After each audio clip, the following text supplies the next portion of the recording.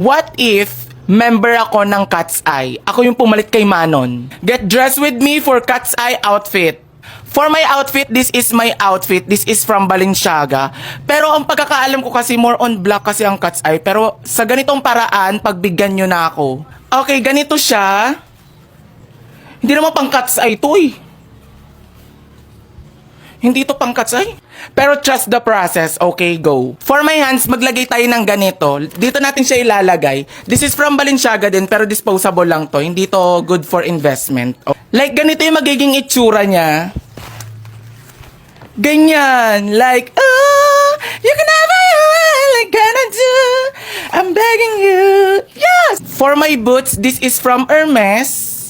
At wala lang siyang tatak kasi nga ako lang ang merong ganito sa buong mundo. This is limited edition, okay? Like ganito siya.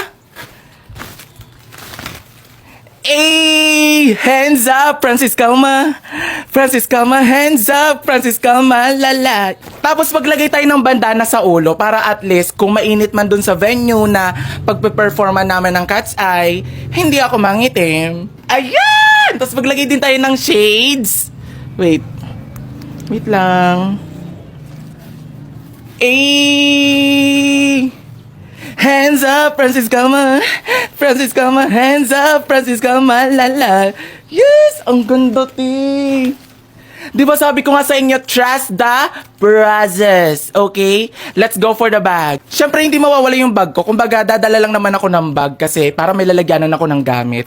Pero hindi ko to isusama for performance. Okay? Ito yung bag ko. Pag ganyan lang siya, oh. Yes! Pero parang hindi bagay ito. Umalis ka na nga. And this is the final look. Yes! Pwede rin siya pang Coachella. Hands up, Francis Calma. Francis Calma, hands up, Francis Calma, lala. Yeah, yeah, yeah, yeah. Ay!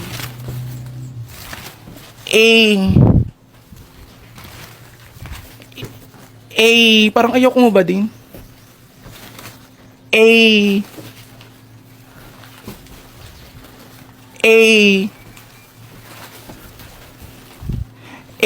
Medyo nahuli ako. Ay, nahilo ako dun ah.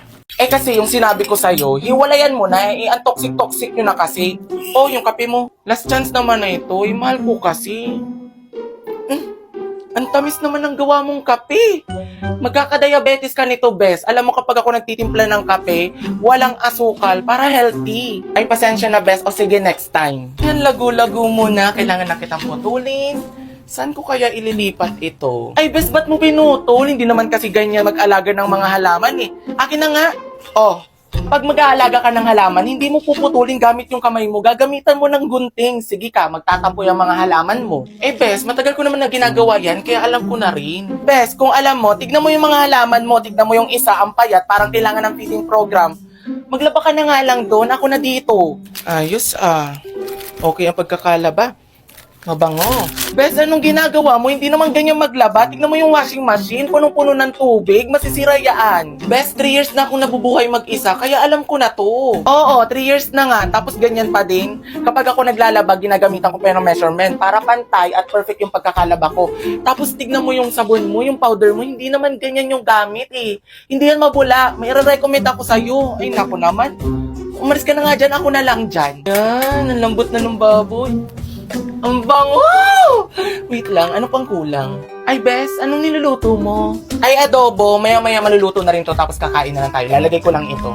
Bakit inuli mo yung suka? Dapat yun yung inuuna mo. Patingin.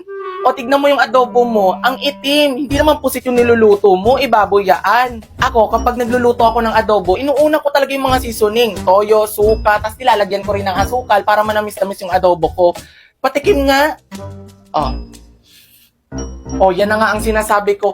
Ang alat. Tapos hindi naman ganyan yung suka na ginagamit. Dapat yung nasa pouch para natatansya mo talaga yung lasa at saka yung timpla ng adobo. Alam mo, kanina ka pa nagmamagaling eh. Huwag na lang magluto.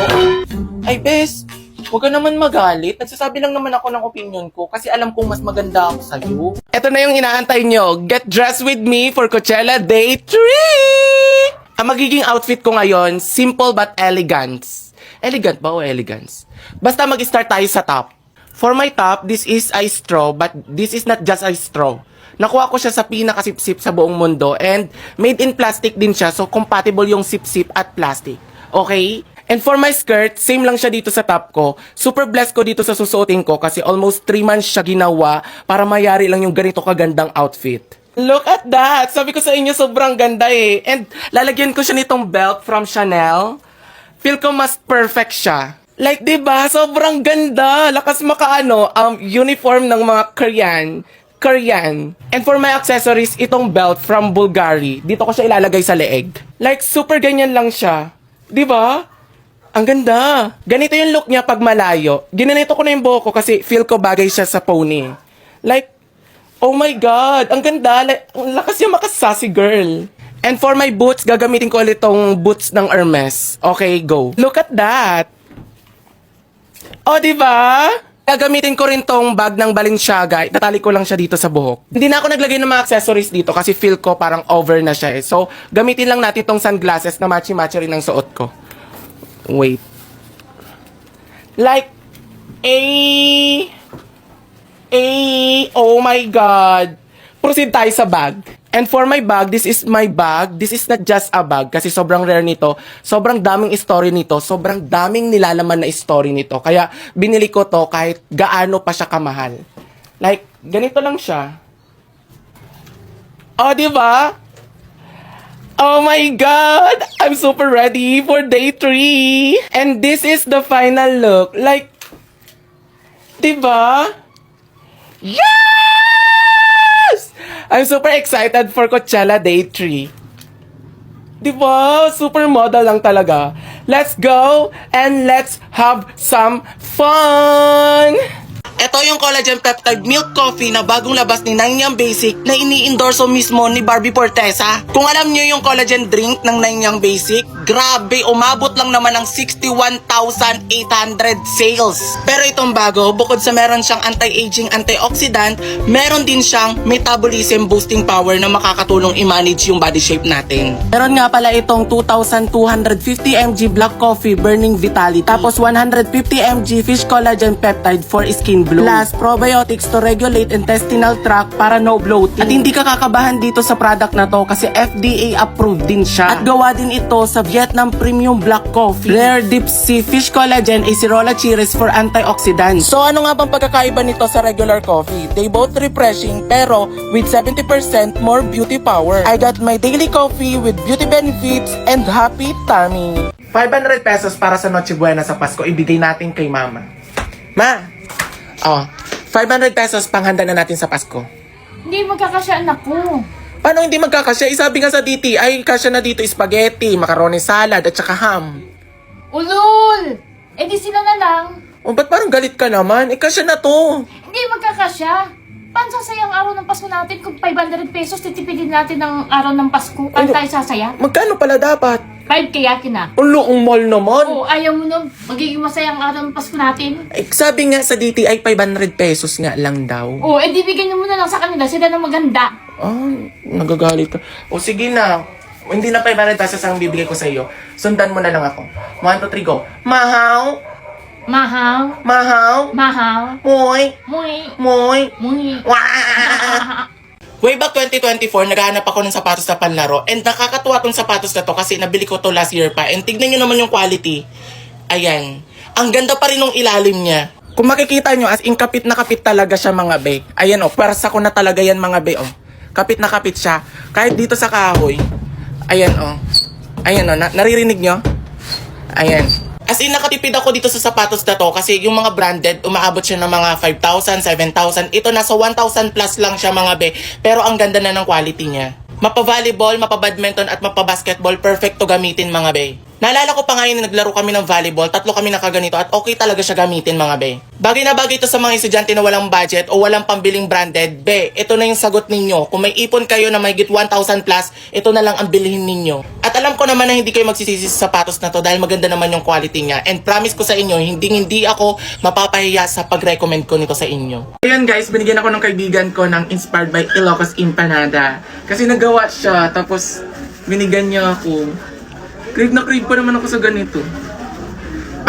Nagawa din kasi ako nito kasi hindi ko na perfect ang tigas ng ganito. Tapos yung sa kanya, ang lambot, ako na lang magpapatigas. Ito yung nagbigay, oh. Ang galing mo maggawa. Wait lang, bigyan mo ako habang kumakain. Hati mo sa gitna. Hinahati talaga ito sa gitna. Oo. Tignan natin kung ano yung magiging itsura niya. Yes! Ayaw mong tinanlaman. Tangin. Ano ba yan? Feel ko tinipid mo ako, no? Hindi, nag-ano lang yan. Sa susunod na magbibigay ka yung... Wait lang, tikman na natin. Nagbuka kasi siya. Bigyan ko Napabuka. kasi. Huwag na. Just, wait lang. Hindi ko alam kung ano yung kukunahin. Yan na yung malaki. Tingnan ako. Ano to? Papaya? Oo.